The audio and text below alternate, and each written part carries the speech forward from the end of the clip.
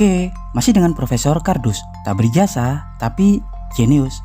Ya, dalam konten sebelumnya Profesor Kardus sudah mengulas tentang tritium, isotop ketiga dari hidrogen yang terdiri dari satu proton dan dua neutron, di mana tritium merupakan salah satu isotop radioaktif dari hidrogen yang umum digunakan sebagai pereaksi fusi pada senjata nuklir atau penggabungan isotop pada reaktor fusi matahari buatan atau tokamak. Dan kali ini Profesor Kardus akan mengulas saudaranya yang juga merupakan isotop anak kedua dari hidrogen, yakni deuterium.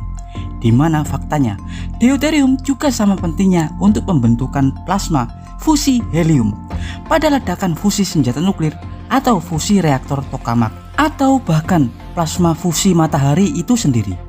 Ya, dan kali ini Profesor Kardus akan mengulas fakta-fakta tentang deuterium, isotop nomor 2 dari unsur hidrogen ini. Tapi sebelum Profesor Kardus mengulasnya, jangan lupa like dan subscribe di channel Profesor Kardus, tak berjasa tapi jenius, untuk mendapatkan informasi dan notifikasi-notifikasi terbaru dari sudut-sudut bumi dan sudut-sudut alam semesta lainnya. Terminologi dari nama deuterium berasal dari bahasa Yunani, yakni deuteros, yang berarti anak kedua. Ya, deuterium memang anak kedua dari hidrogen atau isotop nomor 2 dari hidrogen. Seperti yang kita ketahui, hidrogen memiliki 3 isotop anak. Yang pertama adalah protium dengan 1 proton dan 1 elektron. Dan kemudian yang kedua adalah deuterium dengan 1 proton, 1 neutron dan 1 elektron.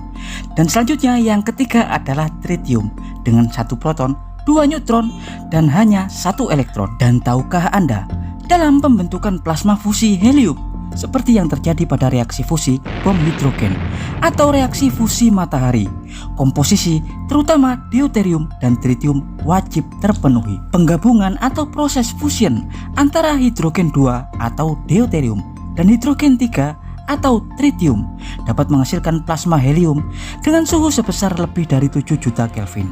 Hal itu persis seperti yang terjadi pada penciptaan matahari kita, di mana plasma panas matahari bisa bertahan sangat lama karena proses fusi hidrogen yang stabil di dalamnya. Ya, energi abadi itulah yang kini sedang umat manusia kembangkan, yakni fusi matahari buatan atau artificial sun. Negara-negara maju di dunia seperti Amerika Serikat, Rusia, Uni Eropa, Cina, dan lain-lain sedang berlomba untuk dapat menstabilkan panas matahari buatan atau artificial sun dalam reaktor kurungan magnetik atau tokamak. Karena faktanya, hingga saat ini meski negara-negara maju tersebut telah berhasil menciptakan plasma helium matahari buatan, tapi plasma tersebut tidak bisa bertahan lama, hanya beberapa menit sebelum kemudian menghilang.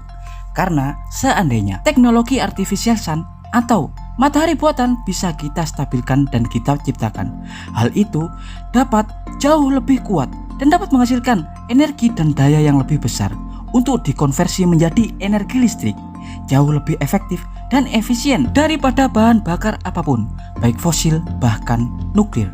Karena diketahui bahan pembentuk plasma fusi, yakni deuterium, dapat kita temukan dalam jumlah yang cukup melimpah di samudra atau di lautan di bumi. Diketahui sekitar 0,1% massa air laut di bumi terdiri dari D2O atau deuterium dioksida, yakni 1 atom D2O dari 6420 atom hidrogen.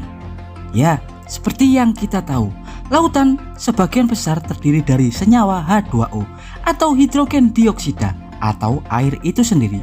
Jadi untuk memisahkan atau mendapatkan D2O atau deuterium dioksida yang biasa kita kenal dengan air berat, banyak metode pemisahan seperti proses Grittler-Sulfida atau distilasi dan lain-lain. Contoh proses Grittler-Sulfida atau biasa disebut dengan metode Gibbs-Spivak atau GS, proses dengan menggunakan gas hidrogen sulfida yang disirkulasikan dalam sebuah menara pemisah. Dalam proses ini nantinya gas hidrogen sulfida kemudian akan mengikat D2O yang lebih berat daripada H2O yang lebih ringan.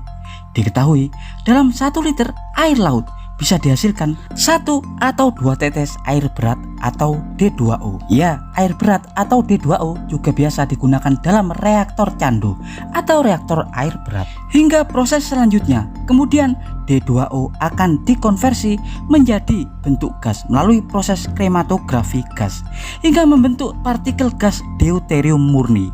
Ya, dari gas deuterium dan tritium inilah plasma fusi dapat diciptakan. Deuterium pertama kali ditemukan oleh kimiawan Amerika Serikat yakni Harold Urey dari Universitas Columbia pada 1931. Ya, dan demikian adalah informasi singkat dari Profesor Kardus tentang deuterium, unsur utama pembentuk plasma fusi buatan.